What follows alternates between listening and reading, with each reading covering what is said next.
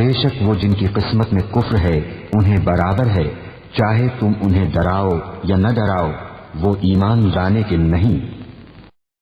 اللہ نے ان کے دلوں پر اور کانوں پر مہر کر دی اور ان کی آنکھوں پر گھٹا ٹوپ ہے اور ان کے لیے بڑا عذاب۔ الحمدللہ رب العالمین والصلاة والسلام علی سید المرسلین۔ تفسیر تبیان القرآن سورہ بقرہ آیت نمبر 6 اور 7۔ بے شک جو لوگ کفر میں راسخ ہو چکے ہیں ان کے حق میں برابر ہے، خواہ ان کو ڈرائیں یا نہ ڈرائیں، وہ ایمان نہیں لائیں گے۔ اللہ نے ان کے دلوں اور کانوں پر مہر لگا دی ہے اور ان کی آنکھوں پر پردہ پڑا ہوا ہے اور ان کے لیے بڑا سخت عذاب ہے۔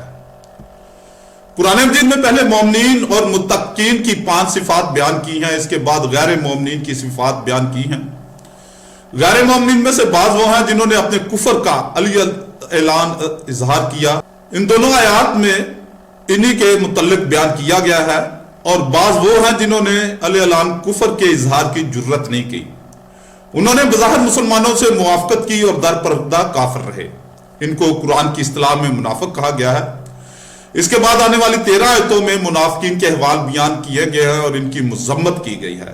اللہ رب العزت نے مومنین کے بعد کفار کا بیان اس لیے شروع کیا ہے کہ شے اپنی ضد سے پہچانی جاتی ہے، کیونکہ کفر ایمان کی ضد ہے، کفار دائمی معذب ہیں اور مومن عذاب سے نجات پانے والے ہیں۔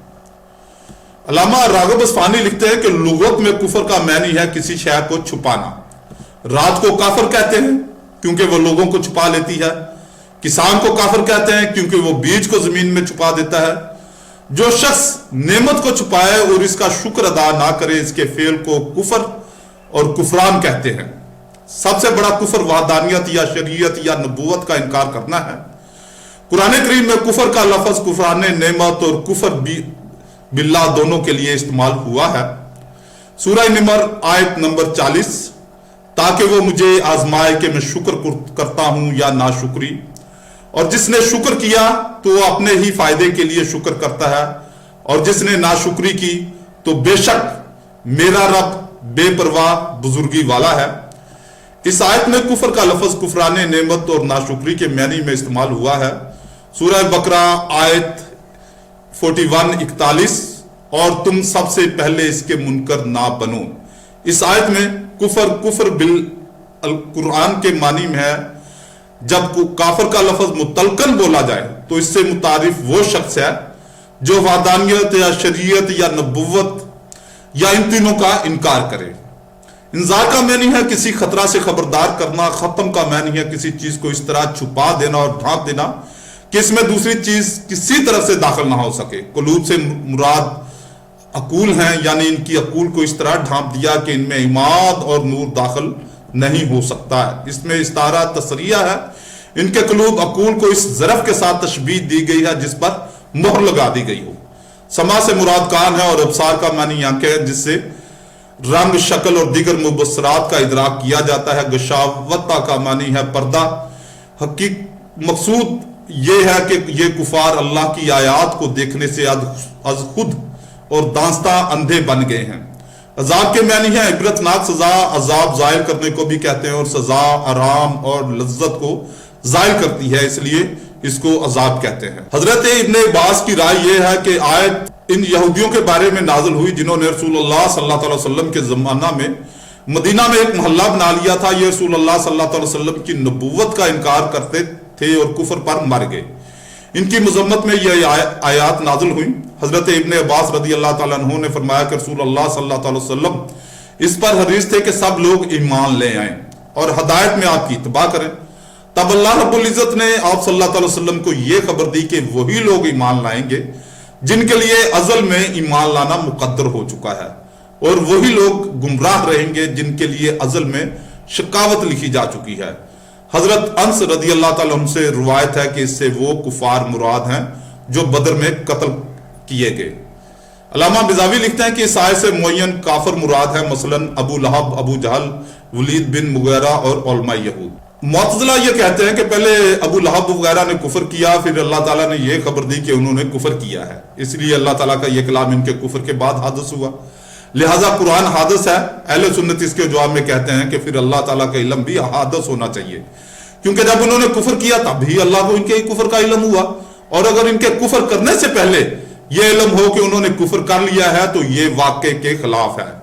और अगर पहले ये इल्म था कि वो कुफर करेंगे और फिर ये इल्म हुआ कि उन्होंने कुफर कर लिया है तो इसके इल्म में तगय्यर आ गया, और हर मुतगय्यर हादस होता है, तो इस तरह अल्लाह का इल्म भी हादस हो जाएगा। हालांकि मुअतज़िला के नजदीक भी अल्लाह ताला के इल्म कदीम है। इसका जवाब ये है कि अल्लाह ताला के इल्म अज़ल में ला बशर्ते शय्यन के मर्तबा में है, और इसमें माजी हाल और इस्तकबाल की अज़ाफत नहीं है, और इन अज़ाफात के तगय्यर से असल सिफ़त इल्म में तगय्यर पैदा नहीं होता। मसलन अज़ल में अल्लाह ताला को अबू लहब के कुफर का इल्म है, फिर जब इसका माजी से तल्लुक होगा तो इसकी और ताबीर होगी, हाल से हो तल्लुक होगा तो और ताबीर हो गई, और मुस्तकबिल से तल्लुक होगा तो और ताबीर होगी। यानी अबू लहब कुफर करेगा, वो कुफर कर रहा है, वो कुफर कर चुका है, यह तगय्यर मुतल्लक में से है, असल सिफ़त में तगय्यर नहीं है। इसकी मिसाल ये है कि मसलन एक शख्स एक सतून के गिर्द घूम रहा है, तो कभी वो सतून इसके सामने होगा, कभी पीछे, कभी दाएं, कभी बाएं, लेकिन ये इन औज़ा और निस्बतों में तगय्यर है, इस शख्स की ज़ात में तगय्यर नहीं है। इसी तरह अल्लाह के इल्म का तल्लुक जब मुख्तलिफ ज़मानों में होगा तो इन तल्लुकात में तगय्यर होगा, नफ्स इल्म में तगय्यर नहीं होगा। इसी तरह अल्लाह का कलाम नफ्सी भी अज़ल में ला बशर्ते शय्यन के मर्तबा में है, और इसका तल्लुक जब ज़माना के साथ होता है तो इस तल्लुक में इख्तिलाफ होता है। मसलन अबू लहब कुफर करेगा, अबू लहब ने कुफर कर लिया वगैरह। इसकी सिफ़त कलाम जो कलाम नफ्सी है, इसमें कोई तगय्युर और इख्तिलाफ नहीं होता। कुरान करीम में जहां भी माजी के सीगे वाक़े हुए हैं, मुअतज़िला इनसे इसी तरह इस्तदलाल करते हैं, और इनका यही जवाब है। ये वाज़ेह है कि अल्लाह ताला की जो सिफ़त कलाम है वो कलाम नफ्सी है, और जिन अल्फाज को हम पढ़ते हैं वो कलाम लफ्जी है और कदीम कलाम नफ्सी है। अल्लाह रब्बुल इज़्ज़त ने अबू लहब और दीगर जिन कुफार के मुतल्लिक़ खबर दी है कि वो ईमान नहीं लाएंगे, इनका ईमान लाना मुमकिन बिलज़ात और मुमतने बिलगैर है। इनका ईमान लाना मुमकिन बिलज़ात इसलिए है कि वो ईमान लाने के मुकल्लिफ है, और मुमतने लज़ात के साथ को मुकल्लफ करना सही नहीं, क्योंकि वो इंसान की वुसअत में नहीं। सूरह बकरा आयत नंबर 286 में अल्लाह रब्बुल इज़्ज़त का इरशाद है, अल्लाह ताला किसी शख्स को इसकी ताकत से ज्यादा मुकल्लफ नहीं करता, और मुमतने बिलगैर इसलिए कि अल्लाह ताला ने खबर दी है कि वो ईमान नहीं लाएंगे। अब अगर वो ईमान ले आए तो अल्लाह ताला की खबर काज़ब हो जाएगी, और अल्लाह ताला की खबर का काज़ब होना महल बिलज़ात है। लिहाजा अबू लहब वगैरह का ईमान लाने महल बिलज़ात को मुस्तलज़म है, और जो मुमकिन महल बिलज़ात को मुस्तलज़म हो वो मुमकिन बिलज़ात मुमतने बिलगैर होता है। इसलिए अबू लहब वगैरह का ईमान लाना मुमकिन बिलज़ात मुमतने बिलगैर है कि अल्लाह ताला ने जिस चीज़ के अदम में वकू की खबर दी, या इसको जिस चीज़ के अदम वकू का इल्म है, इसका वकू का मुकल्लफ करना मुमकिन बिलज़ात और मुमतने बिलगैर है, और इसके साथ मुकल्लफ करना जायज़ है, और इस चीज़ का वाक़ होना महल बिलगैर है, क्योंकि वो अल्लाह के किज़्ब या इसके जहल को मुस्तलज़म है, और ये दोनों महल बिलज़ात है। ये वाज़ेह है कि इशारा के नज़दीक महल बिलज़ात का मुकल्लफ करना सही है, और मातरीदिया के नज़दीक महल बिलज़ात का मुकल्लफ करना सही नहीं। अक्सर शवाफ़ इशारा है और अक्सर अहनाफ मातरीदिया है। अगर यह सवाल हो कि जब ये कुफार तबलीग के बावजूद इस्लाम ने कबूल नहीं करेंगे तो फिर इनको तबलीग करने का क्या फ़ायदा है, इसका जवाब यह है कि अगर इनको तबलीग ना की जाए तो मुमकिन है कि वो क़यामत के दिन ये उज़र पेश करें कि हमको तबलीग ही नहीं की गई, हम इस्लाम कैसे लाते, लिहाजा इन पर हुज्जत तमाम करने के लिए इनको तबलीग की गई। दूसरा जवाब यह है कि वो इस्लाम कबूल करें या ना करें, इनको तबलीग करने से रसूलुल्लाह सल्लल्लाहु अलैहि वसल्लम को बहरहाल सवाब हासिल होगा। यही वजह है कि अल्लाह ताला ने फरमाया सवाल अलैहिम, इनके लिए बराबर है, ये नहीं फरमाया सवाल आपके हक में बराबर है, जैसा कि बुत परस्तों के मुतल्लिक फरमाया सूरह अराफ आयत नंबर 193, और ऐ मुशरिको अगर तुम अपने बुतों को अपनी हदायत के लिए पुकारो तो वो तुम्हारे पीछे ना आ सकेंगे, लिहाजा तुम्हारे लिए बराबर है कि तुम इनको पुकारो या चुप रहो। अगर इस आयत से मुय्यन कुफार मुराद हों, जैसा कि हजरत अंस की रिवायत है, या जिस तरह अल्लामा बेजावी ने नकल किया है कि इससे अबू लहब अबू जहल वगैरह मुराद है, तो यह रसूलुल्लाह सल्लल्लाहु अलैहि वसल्लम का मौजज़ा है कि जिनके ईमान ना लाने की आपने पहले खबर दे दी है वो बहरहाल ईमान ना ला सके और कुफर पर ही मरे। इस जगह पर यह एतराज होता है कि जब अल्लाह रब्बुल इज्जत ने कुफार के दिलों और कानों पर मोहर लगा दी और इनकी आंखों पर पर्दे डाल दिए, तो इनके लिए इस्लाम के दलाइल पर गौर व फिक्र करना और उसको सुनना और देखना मुमकिन ना रहा। तो इस सूरत में अगर वो ईमान ना लाए तो इसमें इनका क्या कसूर है?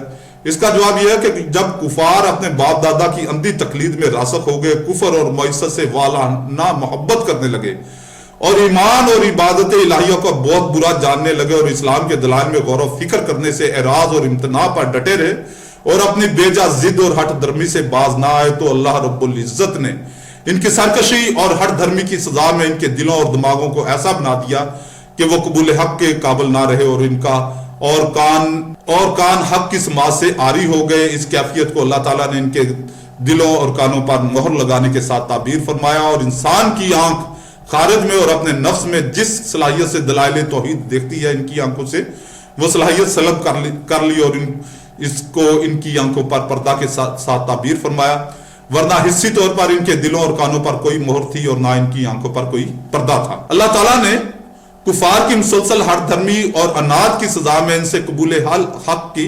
इस्तिदाद सलब कर ली।